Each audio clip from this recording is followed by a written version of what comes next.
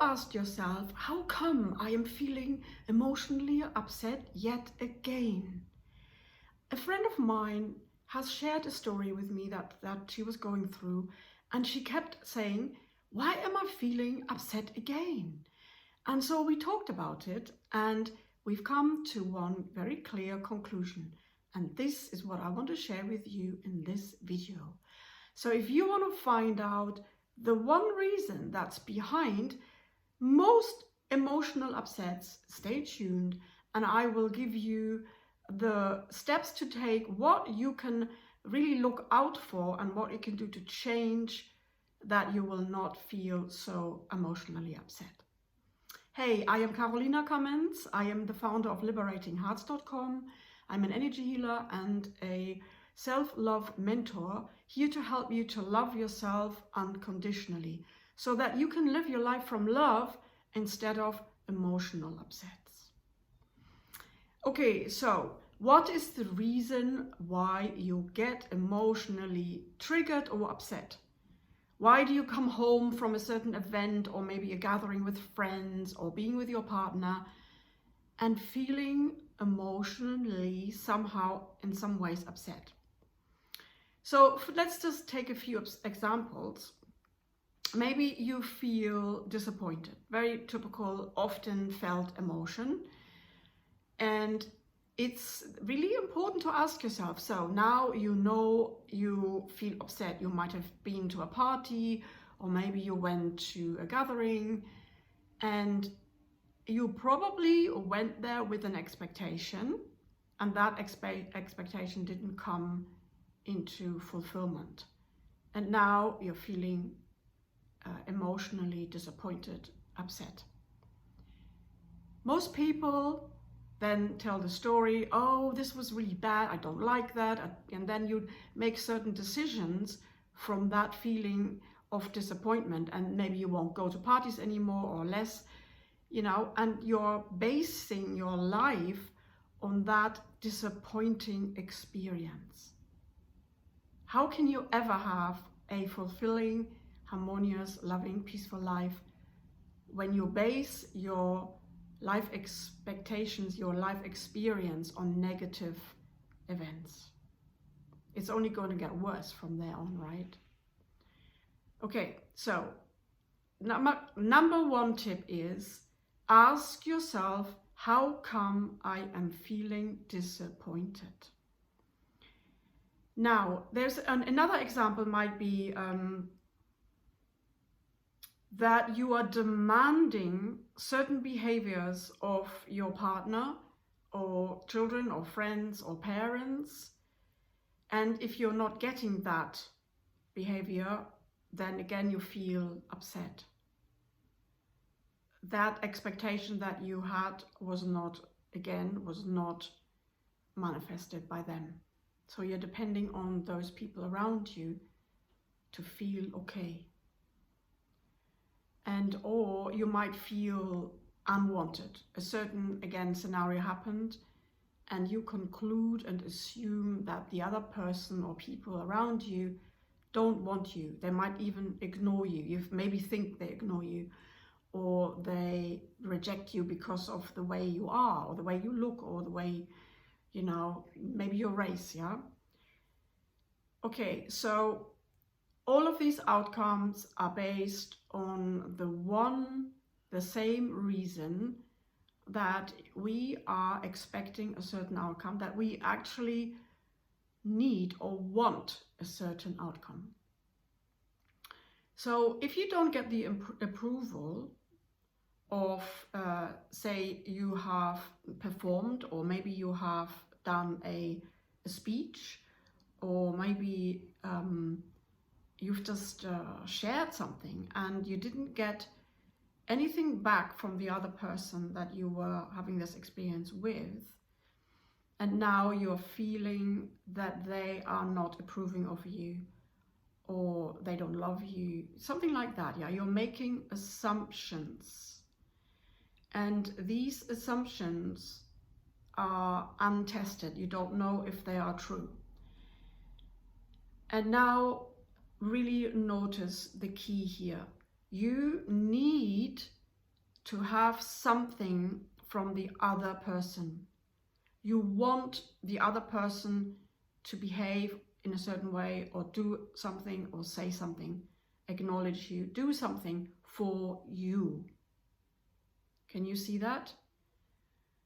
And it's the same if you are demanding certain behaviors from people.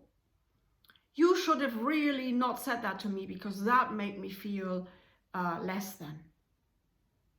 Or you should not ask me to help you all the time because that would make me feel I am getting used. So in both of those examples, you need the other person to behave in a certain way so that you are okay, so that you don't feel pain or upset or less than or bad or whatever it is for you. And it is the most important thing to see here that if you didn't have any wanting or needing that you expect from the other people, you would be fine, right? Can you imagine that for a moment? If your partner comes home, or you have a gathering, or you're doing something together, and you no longer want anything from him or her. No more demanding, no more rules, no more telling off, no more putting down, no more criticizing, no more making wrong, no more assuming or needing or any of that. And what is left then is you are going to be able to let them be as they are. So when you are having the wanting, you are coming from the ego mind. And I want to highlight the video I did last week called What Exactly is the Ego Mind? Then I'm going to point you in the direction when the video is over so you can watch that as well. It's really important to understand how the ego works. So I recommend watching that after this video. So you know what I mean. The ego is always after something. It's always needing something and wanting something. And if you didn't have that need or want, the life in all of life, actually, with all the relationships, would be so much more harmonious, if not always harmonious, because there's no more demanding, needing or wanting. And you would allow people to be as they are. But because we are coming from our ego mind, it's grown in importance so much. We are so needy, and we are always demanding of other people certain things. Don't do this, do that, don't do that, do that. And therefore we have created a society that's full of rules, and we have to treat very carefully around people. Don't say that. And if you are maybe mentioning this, then they might feel criticized and they can't take that. And all of that kind of scenarios, all those behaviors, they are complicated, and they are not allowing you to be as you are. You've got to think about what you're going to say, because of the ego needs certain things. The ego wants certain things. So when I was speaking to my friend the other day, we concluded that if she didn't have that certain wanting that she did have, a certain expectation, she would be okay. And immediately she saw that, yes. So we have to become aware of that in order to change that.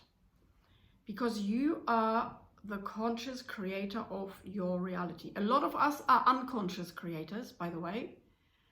And if you want to become a conscious creator of your reality, you've got to be able to see whether you are acting or reacting from your ego mind, or from your heart and from your true self, who is just expressing herself or himself as you are naturally, without thinking, oh, should I do this? Will I be judged? Will I be put down? None of that. You just are naturally the way you are. And wouldn't the life in our life, in our society, in our circles of friends, in our relationship, wouldn't our life be so much easier if we didn't have the need for the ego mind? You know, the ego mind needs to be fulfilled. The ego mind's needs of wanting to be accepted, wanting to feel safe, wanting to make sure that we are still loved, wanting to have proof that we are acknowledged, that we are seen, that we are heard, that we are understood, that we have value. The ego mind needs so much that it's an ongoing demander, really, an ongoing it's like an entity that is constantly needing something from the other people. So if you are living your life from your ego mind, you will be a demander, or someone who tells others what not to do and what to do, or you feel disappointed, you feel rejected, you feel less than, you feel like an ego, like a victim, and you never have enough. You live off lack consciousness. And that's not your true self. And if you live off the ego mind, you cannot ever be happy. You cannot feel fulfilled. You cannot feel loved or empowered. You cannot be yourself. You cannot shine your light because you are constantly in need of something. And to really see that, to become so aware of when you're doing that, is the key to a happy, harmonious, and loving relationship with whoever. And in order to recognize that you were again coming from, oh, I wanted something, and that's why I now feel disappointed, or that's why I now feel rejected, or that's why I had to demand certain behavior from my close friends or partner. And if you realize that the wanting is already coming from a kind of like coming from lack consciousness, and that doesn't feel good, right? It's coming from a low vibration, from a low emotion, not from a high vibrationally emotion, not from joy or love or peace or happiness or expansion or freedom, excitement. It's coming from, oh yeah, but I haven't got enough. I need more. Okay, so the clue here to really see, once you can spot every time you come from wanting, you will then conclude, oh, I cannot come from wanting. Every time I come from wanting, I will feel somehow emotionally disappointed or not fulfilled, not happy. So I, as a conscious creator, can choose that. I can observe that and choose I will just stop the wanting. I basically will learn to stop the wanting, which is a process. It takes time. But after you notice that you are wanting something and therefore you're not happy and you never will be happy, the conclusion, of course, is to stop wanting. And by doing that, you're going to shrink the ego's importance. You're going to make it smaller and smaller and smaller. And your own true self, who is really trusting life and trusting the people around you to give you what they naturally want to give you. So for instance, in the example of wanting approval from your partner or wanting some sort of love sign, and maybe you want to be given something, or maybe you want to be told, I love you. If you were not doing that anymore, if you were stop wanting that and have some time to just let things settle and allow your partner or friend or parent or child to be as they are, and just step back from doing, they will naturally give you what they want to give you, which is a much better sign of their love for you than you can ever construct. Can you see? See, the wanting is coming from the believing that you don't have anything and you need to go out and get it, by doing things, lots of things, by taking from people, by telling them what to do, by demanding. But if you stop all that and you see all wanting is causing you to feel emotionally upset and low and unhappy, then there will be a time of a bit of patience and a time of adjustment where you got to tell yourself again, no, I'm not going to ask for anything. I'm not going to demand. I'm not going to tell people what to do. I'm just going to let them be as they are. And in time, and it doesn't take all that long, you basically resign all that doing and manipulating and constructing and telling people what to do. And instead, you're trusting them to give you what they actually want to give you naturally. And then you're going to have really beautiful, loving relationships that are based on mutual love for each other. There's no demanding. Can you see? There's no rules. Well, if you do that, then you have to do that. I let you do this, and then you can do that. No rules, no demanding, no have-tos. And instead, you're actually just trusting on the innate love that we all have for each other. If you are in a relationship, if you're friends, or even with your parents, there is an innate love there for each other. Even if the relationship maybe is difficult, say with your parents. It's up to you to choose to live from that love instead of from your own inner pains. And that decision will change our society. And it starts with you and me. Can you see? That's what I'm here for. That's why I live for. That's my passion, to live our lives from love instead of the ego mind, instead of the lack consciousness and the neediness that the ego mind has. This is a mighty task to complete, and it will take probably generations, maybe only one or two. And I know it's already going there because everybody wants more peace. And we cannot have peace by demanding things from other people, by telling them what to do. That's never going to work, right? Who likes to be told what to do? We've got to come back to our own trust in people, to wait for them to do their thing and stop the neediness and stop the wanting. So can you see? You can live your life if you let go of wanting. So it's the wanting that is the root cause of all, basically, really all negative emotions. Because if you are coming from love and peace and joy, there's no wanting. You are fulfilled. You don't need anything.